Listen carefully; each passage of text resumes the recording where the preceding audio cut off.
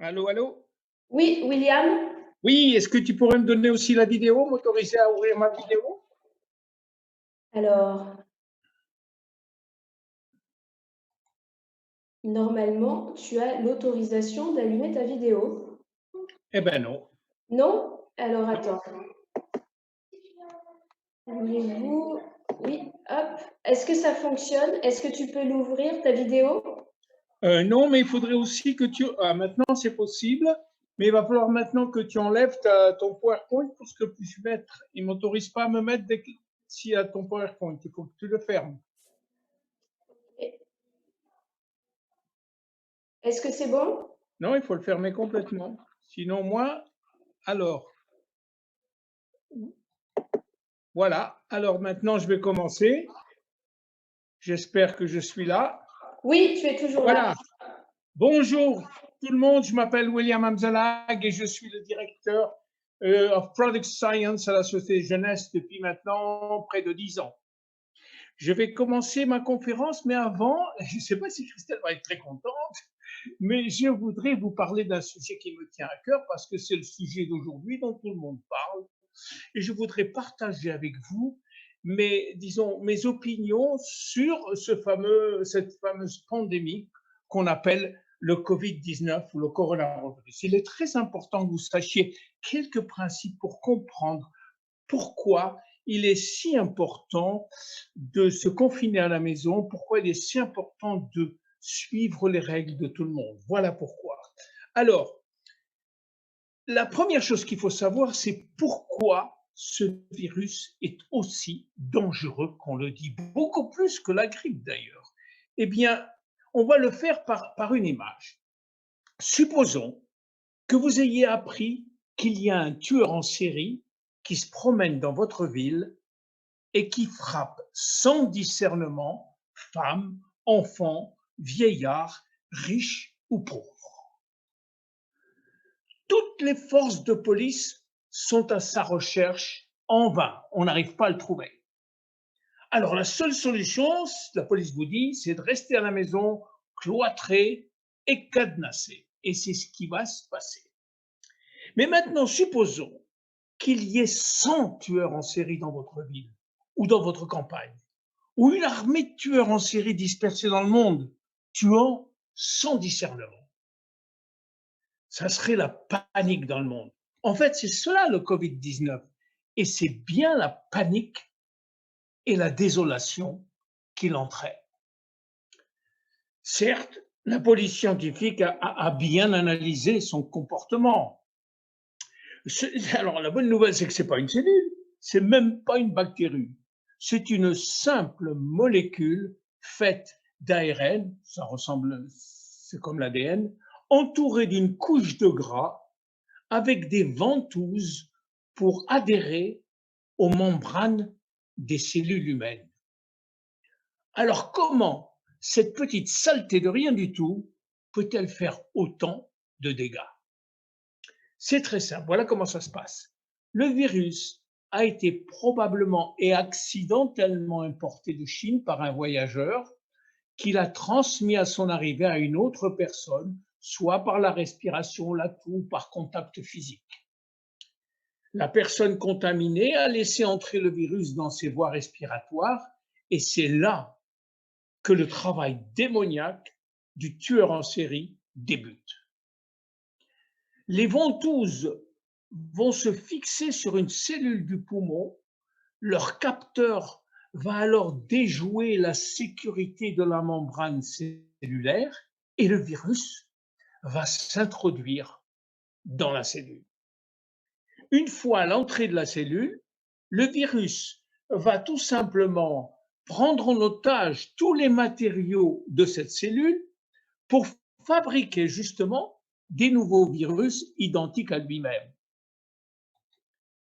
Lorsque le virus a épuisé les stocks de la cellule, les dizaines de nouveaux virus seront formés et vont sortir de la cellule pulmonaire pour aller en contaminer d'autres et ainsi de suite et ainsi de suite. Et on va avoir une cascade de contamination de cellules pulmonaires. Le problème, c'est que la cellule qui est délaissée, dans laquelle le virus est parti, est maintenant dans un tel état qu'il ne lui reste plus que le suicide. On appelle ça l'apoptose. Mais en faisant cela, elle va laisser des débris autour d'elle qu'il faudra débarrasser. Et ces débris sont très agressifs pour les cellules avoisinantes. Mais alors pourquoi le virus tue tant de personnes? À chaque fois que le virus tente d'entrer dans une cellule, ce qui se passe, c'est que notre système immunitaire réagit violemment en tentant l'impossible pour l'y empêcher. Parfois, il y arrive, parfois non, mais dans tous les cas, cette bataille entraîne une réaction inflammatoire plus ou moins importante qui se traduit par la libération de substances assez agressives qu'on appelle les cytokines. Si le virus arrive à entrer en masse dans les cellules pulmonaires, alors là, le système immunitaire va être débordé et il va déclencher ce qu'on appelle un orage cytokinique dans lequel c'est le tsunami inflammatoire qui va alors tuer le patient. C'est pour cette raison que le passage en réanimation est indispensable, car le patient ne peut plus respirer, il n'a plus de cellules respiratoires. Il faut le faire à sa place. Et on va utiliser des respirateurs artificiels adaptés, mais pour cela, il faut entrer un tube dans la trachée, et ceci ne serait pas supporté par le patient à moins de l'endormir. C'est ça qu'on appelle un coma artificiel. Mais il y a quand même de bonnes nouvelles. Tout d'abord, ce virus est très fragile. Il n'est protégé que par une mince couche de gras que l'on peut très facilement détruire avec de l'eau savonneuse et surtout moussante pour faire glisser le virus. Ensuite, la dangerosité du virus dépend de ce qu'on appelle sa charge virale, autrement dit de sa concentration dans l'air ambiant ou dans certains objets. Il suffit donc de s'isoler les uns des autres pour éviter cette hyperconcentration, et c'est ce qu'on fait tous les jours. La moitié des personnes contaminées ne s'en aperçoivent pas, car notre système de défense a détruit le virus au niveau des muqueuses nasales ou des muqueuses de la bouche, bien William, avant. William, Oui, excuse-moi de t'interrompre. Est-ce que tu avais un partage d'écran? Parce que ben, si tu as un écran à partager, on ne le voit pas. ah bon? Vous voyez pas mon partage Non, d'écran? non, non. Ah ben ça alors. Eh ben, tu me l'as enlevé alors. Alors, je te laisse le remettre. Ben oui. Ah, voilà. Là, ça devrait. Voilà, c'est mieux. Et vous n'aviez rien vu jusqu'à présent? Et non. C'est pas vrai. Là, vous le voyez? C'est bon, c'est nickel. Bah, il fallait me le dire avant, hein. Moi, je me suis embarqué. Bon, alors je reviens un tout petit peu là. Si le virus a entré en masse dans les cellules pulmonaires, le système immunitaire va être débordé et il va déclencher un orage cytokinique dans lequel c'est le tsunami inflammatoire qui va tuer le patient. Et donc, c'est pour cette raison que le passage en réanimation est indispensable, car le patient ne peut plus respirer. Il faut le faire à sa place et on va utiliser des respirateurs artificiels adaptés, mais pour cela, il faut entrer un tube dans la trachée et ceci n'est pas supporté par le patient à moins de l'endormir et c'est ça qu'on appelle le coma artificiel. Alors il y a quand même de bonnes nouvelles. Tout d'abord, ce virus est très fragile. Il n'est protégé que par une mince couche de gras que l'on peut facilement détruire avec de l'eau savonneuse et surtout moussante.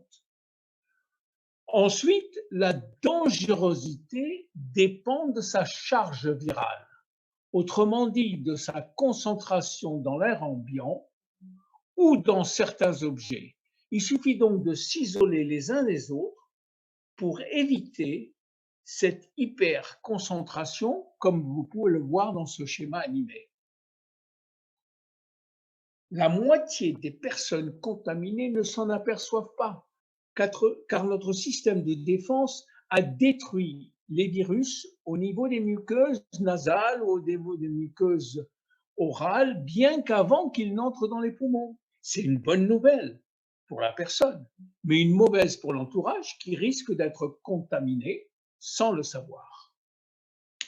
Les autres patients qui ressentent des symptômes vont heureusement être testés et être isolés les uns des autres. Le symptôme le plus fréquent, c'est la fièvre, qui est un signe de bon fonctionnement du système immunitaire qui travaille à plein régime et qui produit de la chaleur. Les douleurs musculaires sont dues à la production d'acide lactique par les muscles. La fatigue est due à l'utilisation massive de notre énergie pour notre défense.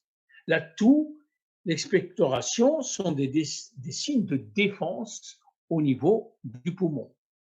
Par contre, les difficultés respiratoires sont des signes d'alarme qui impliquent une prise en charge immédiate dans un service de réanimation, car les poumons sont en train d'être débordés. Alors, en attendant que la vaccination arrive, certains traitements vont bientôt apparaître et leur rôle sera d'atténuer les symptômes simplement pour que l'infection se transforme en petite grippette. Et c'est ça qui peut arriver si on arrive à avoir des traitements efficaces. Comme par exemple, si ça arrive, l'hydroxychloroquine et l'azithromycine. Et notre Buffalo Bill national, le professeur Raoul de Marseille, deviendra-t-il notre super-héros en validant l'efficacité de l'hydroxychloroquine associée à un antibiotique, ceci pour éviter les surinfections bactériennes. Nous le verrons très bientôt. En attendant, je vous souhaite une très bonne santé en restant à la maison. Sur ce, on va partir et revenir sur jeunesse, si on y arrive. Voilà. Alors, à chaque fois que je me présente, je me dis, je suis William Amzalag, je suis Génération Young. Alors, qu'est-ce que ça veut dire Génération Young? Il faut que vous sachiez ce que c'est que notre philosophie, parce que c'est un lien, c'est un fil conducteur qui va toujours vous suivre tant que vous serez chez Jeunesse. Pourquoi cette philosophie Génération Young? Eh bien, Génération Young, c'est un nouveau concept de vie, une nouvelle vision du vieillissement basée. Excuse-moi de te déranger, il faut changer d'écran. Ah bon? Oui, on est toujours sur le stay home. Ah bon? Alors, attends. Je te fais signe quand c'est bon. Et là? Non, pas pour l'instant. Et là? Non plus. Alors, c'est pas possible ça. Je vais reprendre le partage d'écran. Reprendre le partage d'écran. Voilà, on y est. Ah bon, ben, le partage d'écran s'en va tout seul. Hein. Alors, on reprend jeunesse, Generation Young. Hein. C'est quoi ça? Generation Young, c'est un nouveau concept de vie, une nouvelle vision du vieillissement basée sur des preuves scientifiques solides. Alors, on pourrait parler des heures sur ces preuves scientifiques, mais je préfère simplifier et vous dire plutôt que. Voilà ce que c'est que pour nous, le Génération Young. C'est que, quel que soit notre âge, on a besoin de trois choses dans la vie. Et quels que soient les progrès de la médecine. On a besoin, on veut paraître jeune le plus longtemps possible. Et ceci, c'est vrai pour les hommes et pour les femmes. La deuxième chose qu'on veut, c'est qu'on veut penser jeune aussi longtemps que possible. Autrement dit, garder sa mémoire intacte. Autrement dit, éviter d'avoir des troubles cognitifs de type Alzheimer. Et la troisième chose, on veut aimer jeune le plus longtemps possible. Autrement dit, avoir des relations avec les autres, pouvoir parler, pouvoir argumenter aussi longtemps que possible. C'est ça génération. Donc en fait, grâce à ça, on va essayer de gagner du temps, pour que des nouvelles technologies arrivent et nous fassent gagner 10 ans, 20 ans, 30 ans. Alors ça, c'est une philosophie. Et évidemment, cette philosophie, elle doit s'accompagner d'une action parce que sans ça, elle reste stérile. Et notre action chez Jeunesse, c'est le système qu'on appelle le YES system, pardon.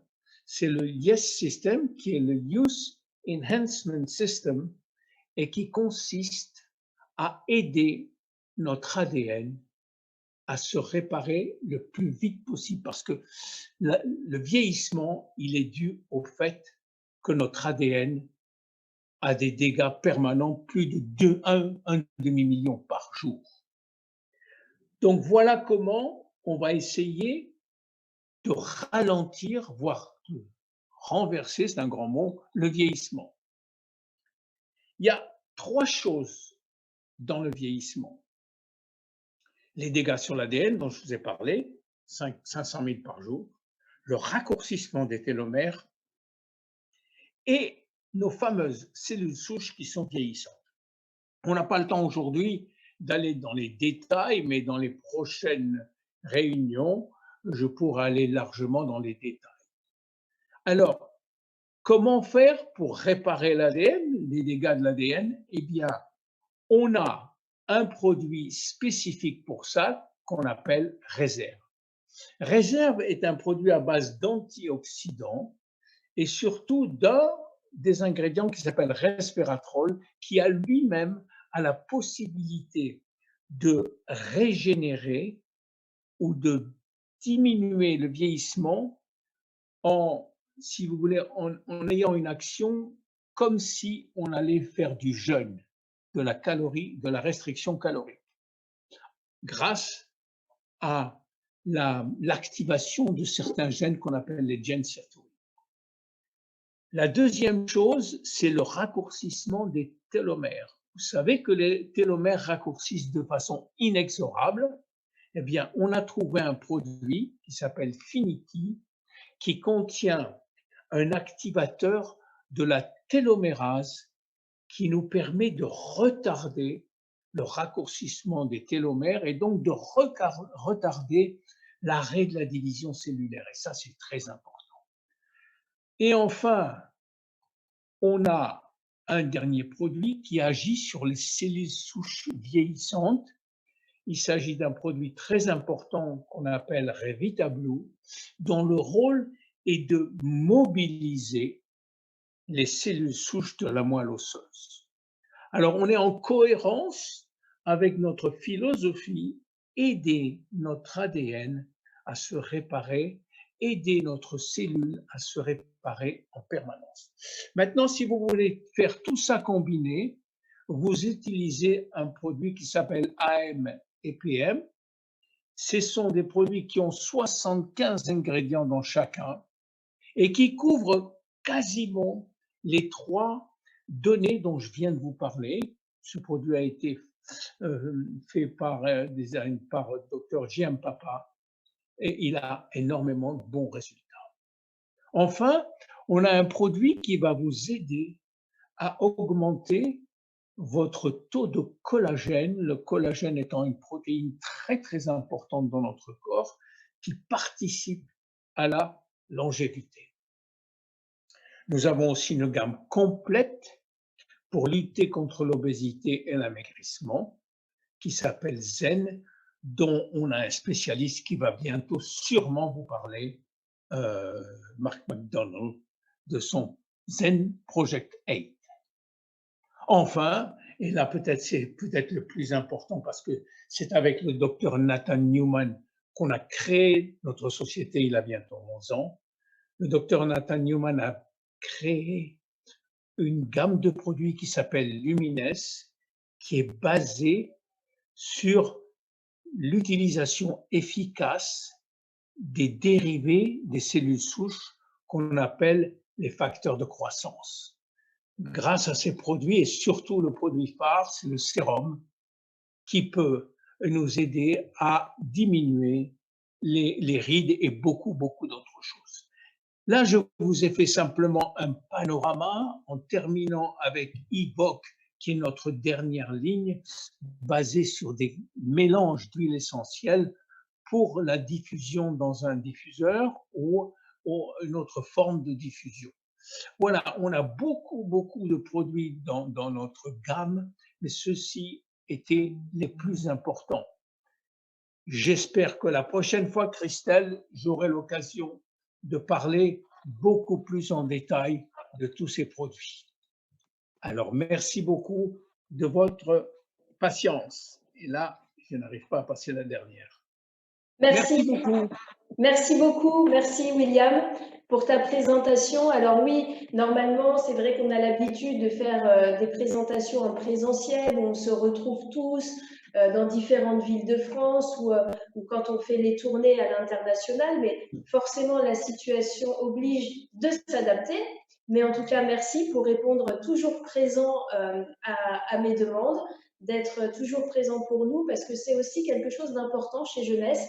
C'est que vous voyez, on a des médecins, des scientifiques, et bien ces médecins et ces scientifiques se rendent toujours, tant qu'ils le peuvent, et bien disponibles, accessibles. Et c'est vrai quand on se voit en vrai, William, et bien tous nos partenaires ont ce privilège, même nos invités, de pouvoir venir à ta rencontre, de poser des questions, d'échanger, puisque c'est vraiment en fait notre philosophie et notre état d'esprit chez Jeunesse. Parce que malgré sa taille internationale, eh ben, on a toujours envie de garder ce côté famille finalement, où on se sent bien les uns avec les autres. Donc encore une fois, merci à toi William, et puis à très vite. Prends soin de toi. Et surtout, ne m'en veux pas pour avoir parlé de Covid-19, mais c'était mon devoir à titre de médecin. Merci. Je sais. Au Et revoir. c'est un plaisir. Merci William. Au revoir.